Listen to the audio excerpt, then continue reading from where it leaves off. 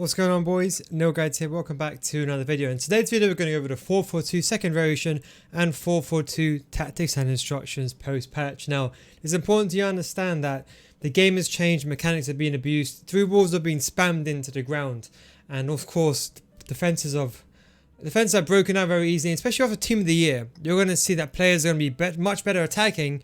It's very simple because of the players that they have. So rather the game's not change, is rather the way people have played has changed. That's why I've adapted my tactics and instructions. Now I'd recommend the 4-4-2 second variation for most of you. You might see the pros use 4-4-2 flat. It's because when they defend, they know how to use these two CDMs. Most players below elite, they don't know how to use them, and then they run out and they normally concede. So I would go with the 4-4-2 second variation. If you want to, you can change to a flat in a second. I'm going to go through and explain every single tactic and instruction, the reasons why I use it, to give you an explanation of how the game's adapted to that style.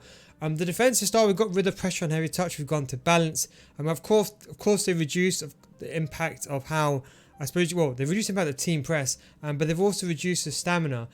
So now you lose stamina much quicker when you do use team press, use pressure and heavy touch, or any form of defensive mechanic.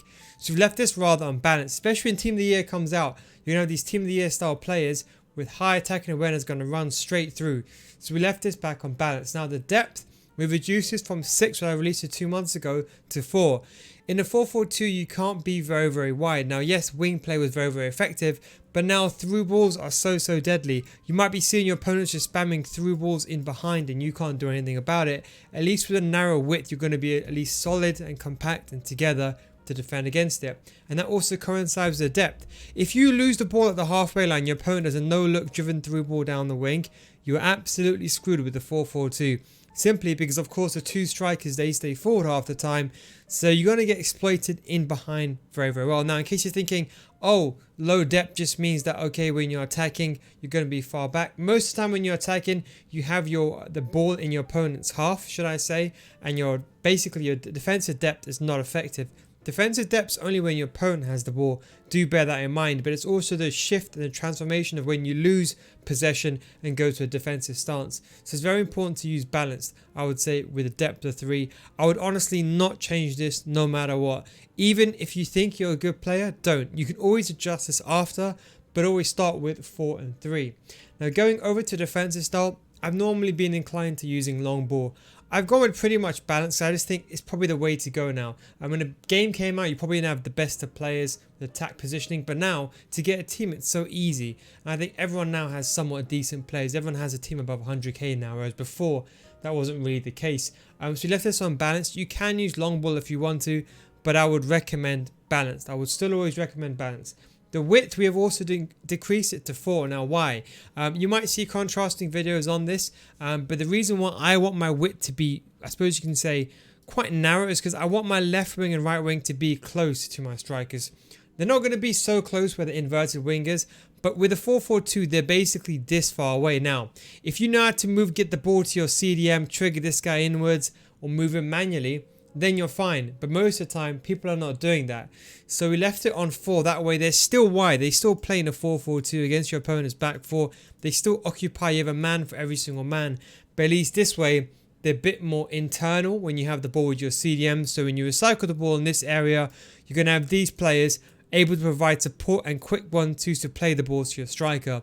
The key thing is availability, so you want them available so you can pass the ball to them, and of course you can still do the quick 1-2s down the wing with your right back, and of course easiest way to get past your opponent, the quick 1-2s down the wing, you can still do that as well.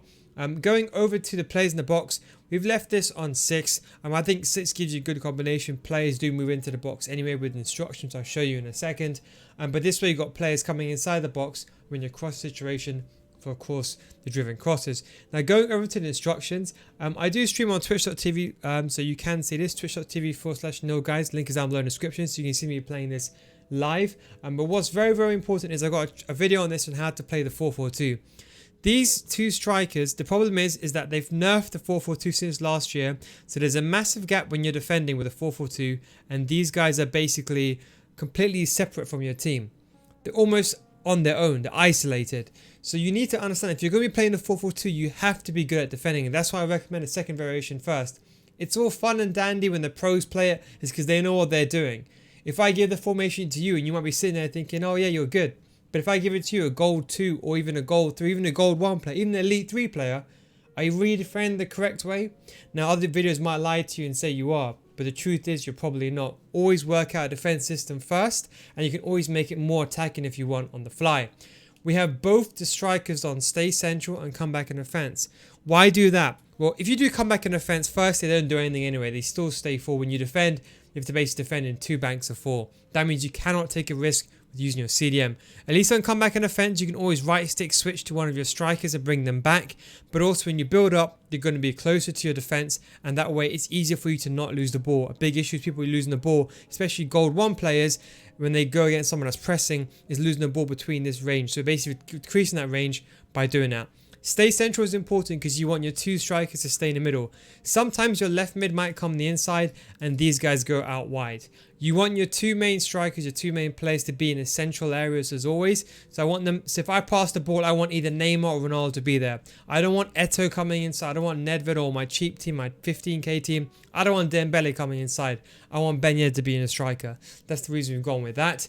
And for the left mid and right mid, we put them both on, I would say, get into the box. And this is why I explained that, you know, you can have the tactic players in the box, but don't forget, if you have this instruction, it overrides that. And we have get into the box and we have come back in defense. Now this is important. You need to have come back in defense on these players. Don't think you can put these guys on stay forward because you're basically going to lose the game. I'm not going to lie to you. You might lose 1 or 2. You might win 1 or 2 games. You'll lose the mass majority. You cannot play with just 2 CDMs in a 4-4-2. Any half decent player, a gold 3 player with fast build-up play, can easily tear apart an elite player who plays that way. You have to lead them on comeback and offense. Even on balance, where you have high defensive work rates, they still don't come back in time and they don't come back far enough. You have to use comeback and offense, and you'll see if you look at almost every single pro player's tactics, I can guarantee every single left mid and right mid is on comeback and offense. Your left chance creation and support runs are balanced that way. If you have the ball with your CDM, they're close enough. Sometimes they come short when AI deems is viable for, but they also get it behind. And this way you have a range of options. You kind of let AI let them do what they want. So when you have the ball with your striker, you're trying to build up, trying to pass the ball to your striker because you're naturally going to be parking the bus. At least these guys will come short and they'll go wide. It will help you when you're against your defending, and it'll almost drag your opponent's left back and right back away. So I'll say come back in offense, and of course both get inside to get into the box. For both the CDMs, we put them on cut passing lanes, stay back while attacking, cover center. Of course, you don't need to cover the wing areas because, of course, don't forget your left mid and right mid are covering that when they come back. If you're playing the flat, you won't have cut passing lanes. You will just have this of just stay back and cover center. Now, this is important. If you're playing this formation, start off with both of them on stay back while attacking. After you've played this for a couple of games, you can have a balanced for one your CDMs, because you have to be comfortable with defending. I'm not going to sit here and lie to you and say you know how to defend with a 4-4-2 because it's extremely hard to do it. So if you play a 4-2-3-1, that cam makes all the difference. Without that cam there, if you have one of these guys on balance, one CDM left, most people now are playing 2 striker formations, you're going to get done on the counter attack or even just in build-up play. So you need to have, I would say, at least both of them on stay back while attacking, and you can always change one of them later on to balanced if you want to. Both centre backs are on stay back. Same for the goalkeeper. I think balance works very well this year.